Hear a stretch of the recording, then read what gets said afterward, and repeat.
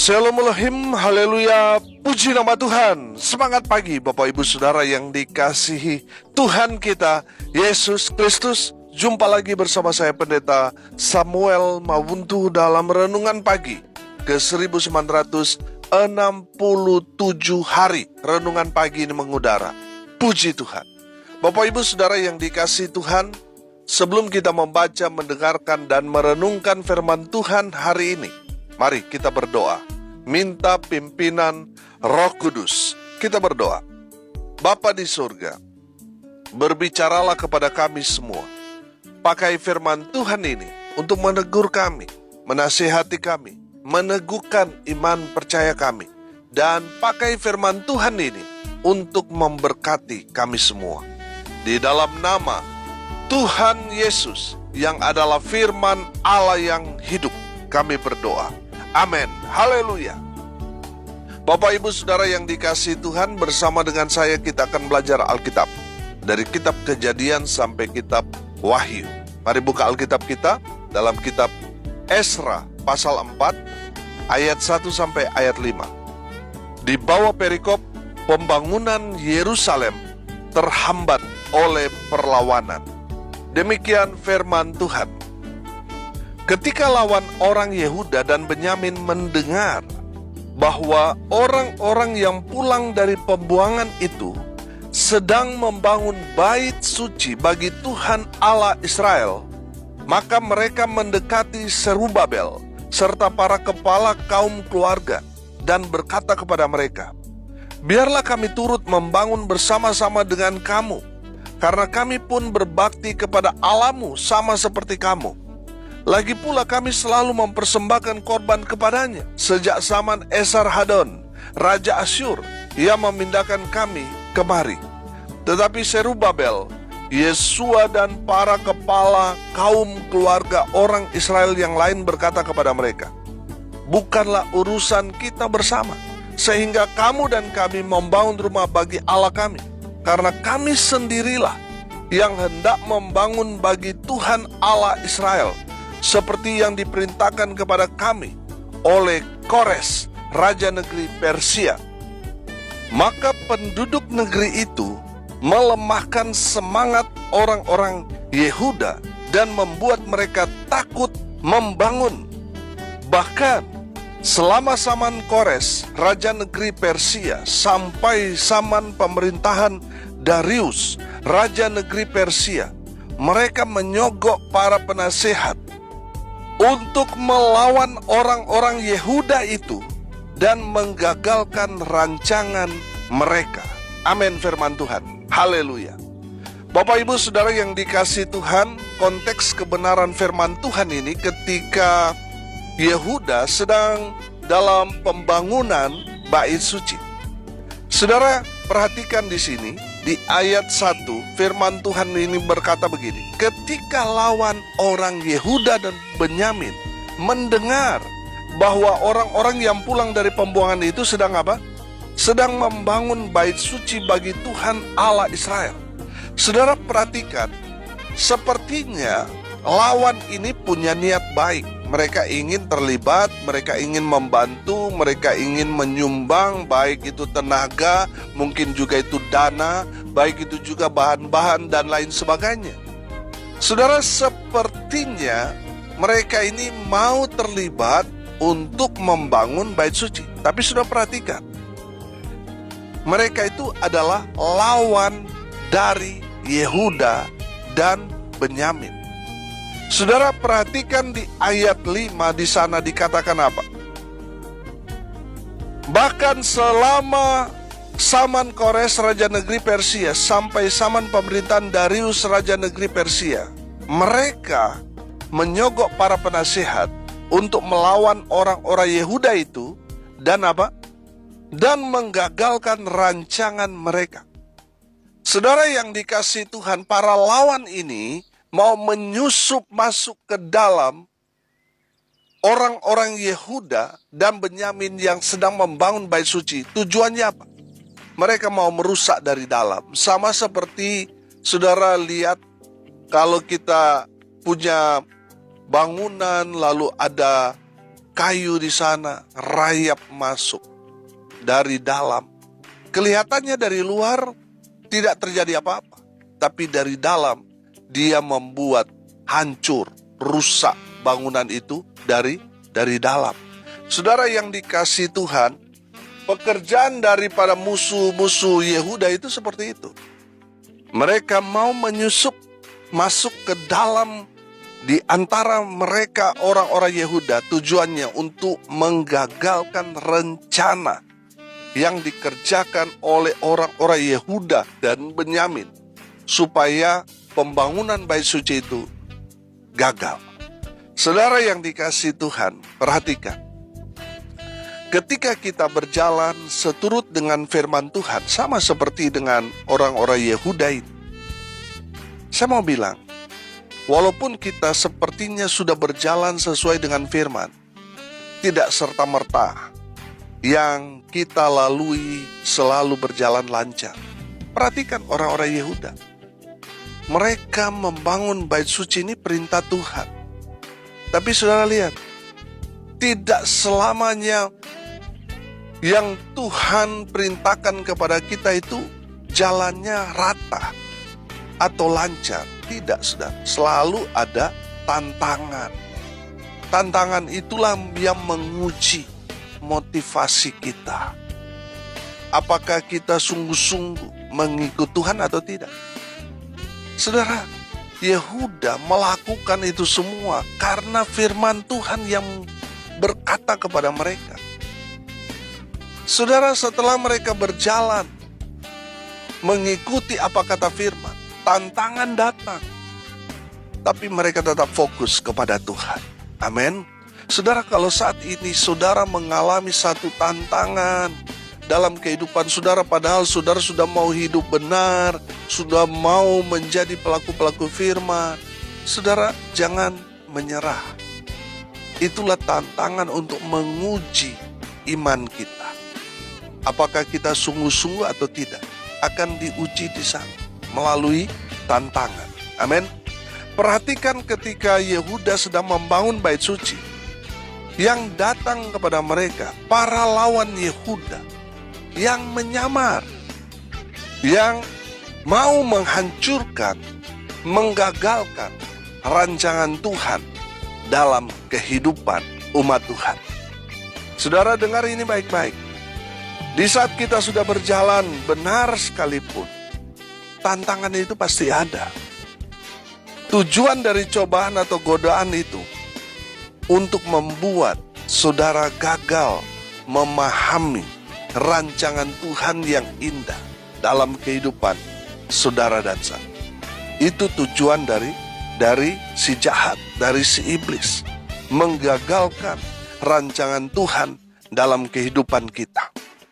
Pertanyaannya sekarang, apa yang harus kita lakukan ketika musuh-musuh datang hendak menghancurkan, menggagalkan rancangan Tuhan dalam kehidupan kita? Yang pertama saudara, tetap semangat. Amin. Tetap semangat. Karena tujuan daripada lawan kita mematahkan semangat kita untuk mengerjakan pekerjaan Tuhan.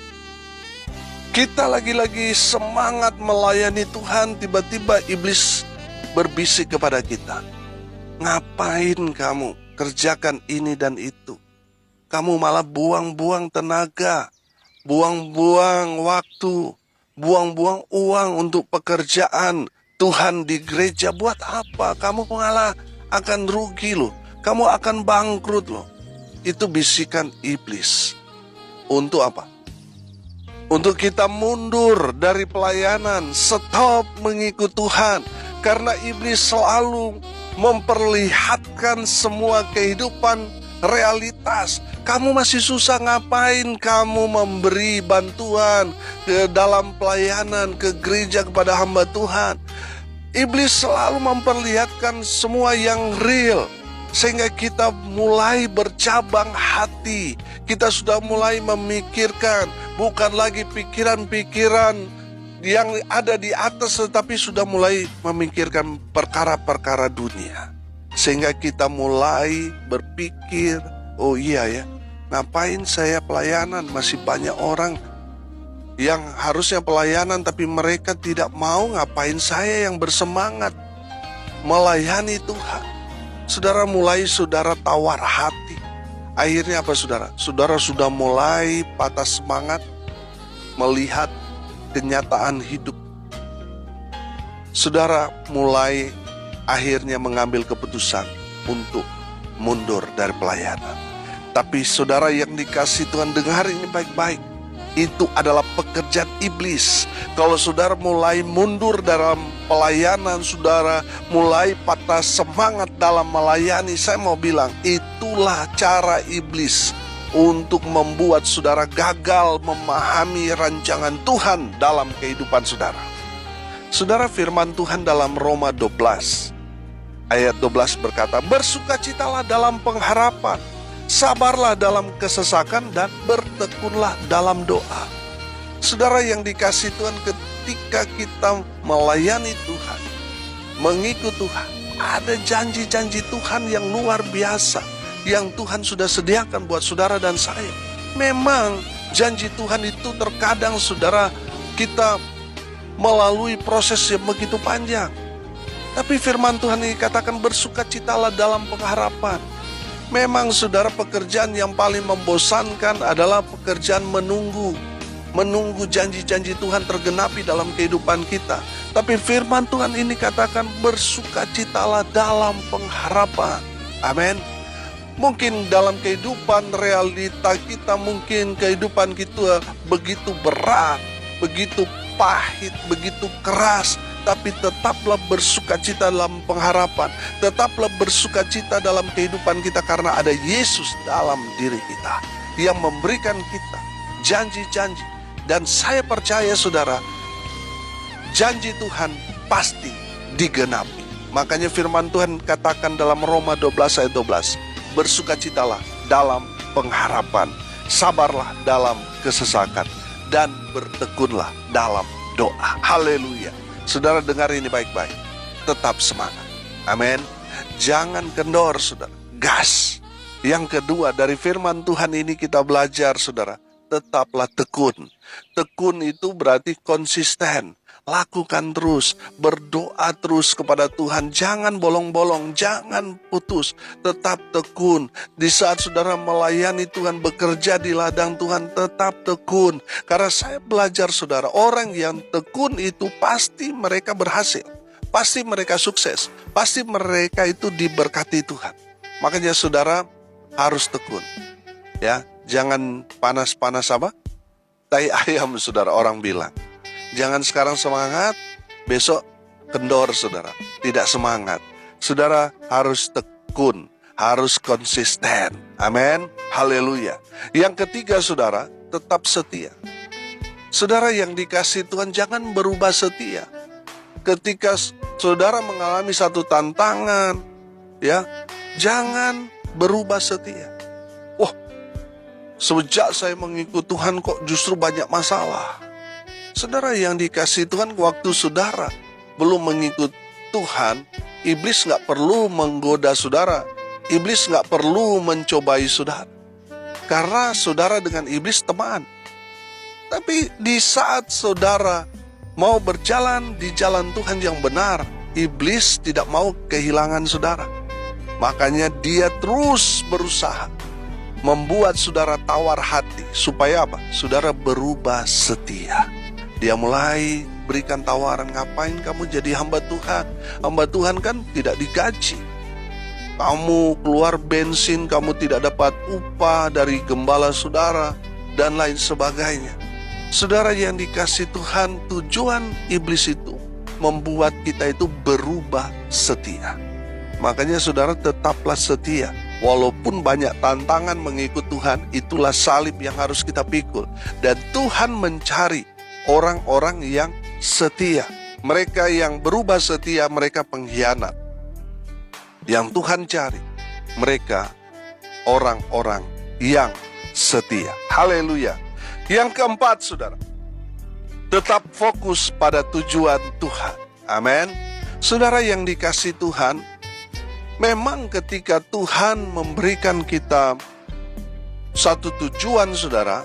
Tuhan tidak memberitahu kepada kita tantangan-tantangan yang harus kita hadapi. Sama seperti tujuan Tuhan. Tuhan nyatakan kepada Yusuf melalui mimpi. Saudara, semua itu kan hal-hal yang luar biasa. Janji Tuhan kepada Yusuf. Tapi Tuhan tidak kasih tahu bagaimana prosesnya kepada Yusuf. Bagaimana Yusuf harus dibuang ke dalam sumur, dijual, dan bekerja di Potifar, difitnah, dimasukin ke dalam penjara, dan lain sebagainya. Saudara yang dikasihi Tuhan, Tuhan tidak memberitahukan tentang proses yang harus dijalani Yusuf. Saya percaya, kalau Tuhan memberitahukan kepada Yusuf prosesnya, pasti Yusuf nggak mau, saudara. Saudara yang dikasihi Tuhan, Yusuf tetap fokus pada tujuan. Amin. Betul, ada banyak tantangan, ada banyak proses yang harus dia jalani. Tapi Yusuf fokus pada tujuan Tuhan. Amin. Saudara yang dikasihi Tuhan, jalani proses Tuhan. Itu bagian dari tujuan Tuhan dalam kehidupan kita. Amin. Saudara tetap fokus pada tujuan Tuhan dalam hidup kita. Dan yang terakhir, tetap percaya pada Tuhan. Haleluya. Bapak Ibu Saudara yang dikasihi Tuhan, dari kebenaran firman Tuhan ini kita belajar, tetaplah percaya kepada Tuhan. Betul banyak tantangan, persoalan, tapi tetap percaya pada kuasa Tuhan yang menyertai saudara dan saya. Saudara yang dikasihi Tuhan, saya percaya Tuhan tidak pernah meninggalkan kita sedetik pun. Dia Allah yang setia, yang selalu mengawasi anak-anaknya, yaitu saudara dan saya. Saudara yang dikasihi Tuhan, tetaplah percaya kepada Tuhan, tetap percaya pada penyertaan Tuhan, tetap percaya pada pertolongan Tuhan, tetap percaya pada firman Tuhan. Haleluya. Saudara yang dikasihi Tuhan, lawan-lawan kita membuat kita meragukan kuasa Tuhan. Tapi firman Tuhan ini meneguhkan kita. Orang-orang Yehuda tetap percaya pada kuasa Tuhan. Amin. Saudara, kalau dalam menjalani kehidupan kita, memang seringkali terjadi kita anak-anak Tuhan mengalami pergumulan yang berat. Apa yang kita butuhkan sepertinya Tuhan tidak sediakan. Terlebih lagi dalam dunia pelayanan. Tapi kalau yang kita butuhkan hura-hura, pesta, pasti ada aja. Tapi ketika kita membutuhkan satu bentuk dalam support dalam pelayanan, tapi realitanya kita tidak mendapatkan, saudara, kita mulai meragukan Tuhan. Saudara, dengar ini baik-baik. Tetaplah percaya pada Tuhan. Saya banyak menyaksikan bagaimana Tuhan memang menyediakan segala sesuatu, baik itu dalam pelayanan, dalam segala kebutuhan kita. Kalau kita betul-betul percaya kepada Tuhan, Tuhan bertanggung jawab akan hidup saudara dan saya. Dia yang akan mengurus semua, menyediakan kehidupan saudara dan saya. Asal apa? Kita percaya saja. Kita percaya pada penyertaan Tuhan, pertolongan Tuhan. Kita percaya pada firman Tuhan. Maka mujizat demi mujizat kita akan alami setiap hari dalam kehidupan saudara dan saya. Asal percaya saja. Amin. Haleluya. Bapak Ibu Saudara yang dikasihi Tuhan, hari ini kita belajar bagaimana orang-orang Yehuda dan Benyamin menanggapi serangan-serangan lawan mereka. Mereka tetap semangat dalam membangun bait suci. Mereka tetap tekun bekerja. Mereka tetap setia pada janji-janji Tuhan. Mereka tetap fokus pada tujuan Tuhan dalam hidup mereka. Betul, banyak serangan. Serangan-serangan itu, cobaan-cobaan, godaan itu kan mau menggagalkan rancangan Tuhan dalam hidup mereka. Tapi mereka tetap fokus pada Tuhan. Bukan fokus pada masalah, tapi fokus pada Tuhan. Dan yang terakhir, mereka tetap percaya bahwa Tuhan menyertai mereka. Amin. Mari kita berdoa. Terima kasih Bapa di surga atas kebenaran firman yang sangat memberkati kami. Berkati semua pendengar dimanapun mereka berada. Tuhan memberkati hidup mereka. Tuhan memberkati rumah tangga mereka. Tuhan memberkati baik dalam usaha pekerjaan pelayanan mereka. Mereka yang sakit, Tuhan lawat, Tuhan sembuhkan mereka oleh bilur-bilur darah Yesus. Mereka yang sakit disembuhkan. Mereka yang lemah dikuatkan. Mereka yang berduka cita diberikan penghiburan dari Tuhan. Mereka yang hari ini berulang tahun, Tuhan Yesus memberkati mereka dengan umur panjang, kesehatan, kekuatan dari Tuhan menyertai hidup mereka hari ini sampai selamanya. Diberkati oleh Tuhan Yesus. Bapak Ibu Saudara yang dikasihi Tuhan, arahkanlah hatimu dan terimalah berkat dari Tuhan Yesus. Tuhan memberkati engkau dan melindungi engkau.